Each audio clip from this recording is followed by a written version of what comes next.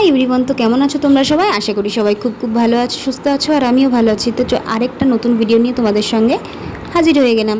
তো আজ আমি রান্না করব বড়ির তরকারি আর গাছ, পিছনে যে গাছ লাগিয়েছিলাম না, কত গাছ, বেগুন গাছ, ডাঁটা গাছ, ভেন্ডি গাছ, সেখানেই গেছিলাম অনেক দিন পর।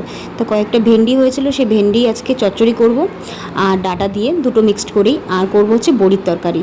আমাদের নিরামিষ ছিল, তাই নিরামিষ তরকারি করা হবে। আর এদিকে দেখো, প্রথমেই সকালে কাজ বাজ সেরে মাঠের থেকে এসে কয়েকটা ভেন্ডি নিয়ে এসেছিলাম, বর আর আমি দুজনেই গেছিলাম।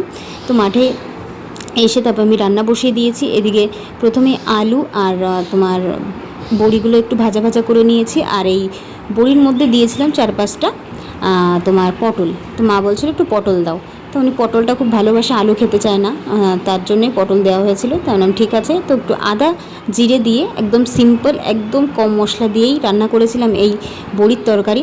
আর এই বড়ির তরকারি আমাদের বাড়িতে খেতে সবাই খুব পছন্দ করে, কিন্তু আমি ভাবে আমার তেমন ভালো লাগে না। তো যাই হোক, এদিকে আমার এই রান্নাটা হয়ে গেল। তারপরে শেষে বসিয়েছিলাম হচ্ছে চচ্চড়ি।